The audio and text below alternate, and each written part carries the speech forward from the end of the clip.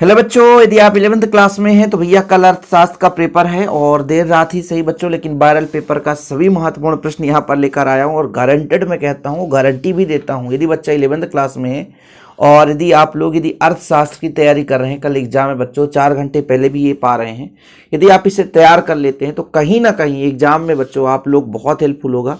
और मैं गारंटी इसलिए देता हूँ क्योंकि आप लोग बाद में आओगे बच्चों और देखना एग्जाम के बाद में तो आपको कहीं ना कहीं यहाँ से प्रश्न, मैक्सिमम प्रश्न देखने को मिलेंगे। लगभग 2-4 क्वेश्चन इधर उधर होंगे, बाकी सभी के प्रश्न यहीं से मिलेंगे।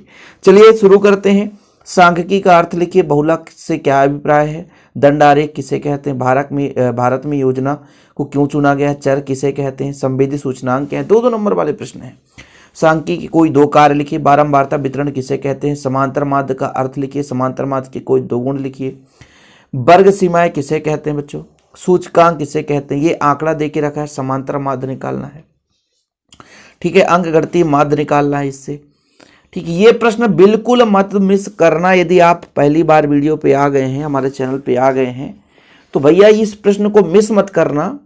मैं हर एक चैनल वाला तो दावा नहीं करता, लेकिन मैं दावा करता हूँ भाई साहब, कल आप जब दूसरे सब्जेक्ट के लिए आओगे ना, जरूर कहोगे कि हाँ सर हमें यहाँ पे कुछ मिला है।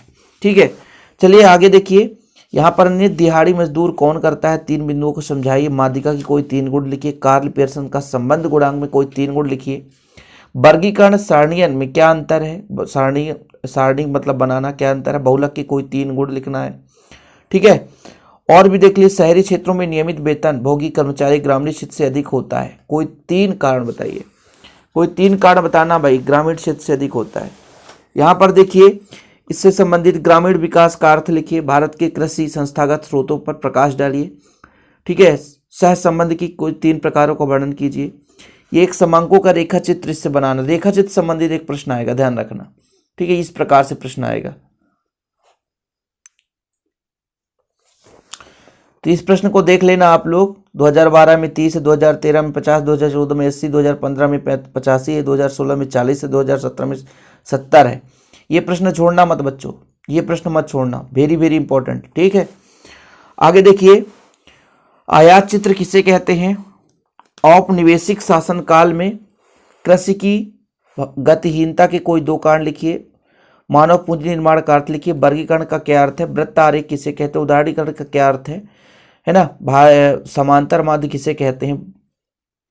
स्वतंत्रता पूर्व भारत की जनसंख्या की व्यावसायिक संरचना की कोई 2 विशेषताएं। किस क्षेत्र में चीन भारत और पाकिस्तान दोनों से आगे है? हरित क्रांति किसे कहते हैं? हरित क्रांति के 4 लाभ का वर्णन है। निजीकरण के 4 लाभ को बताइए। परिवहन के विभिन्न संसाधनों को समझाइए। ये आपके 30 से 35 प्रश्न हैं।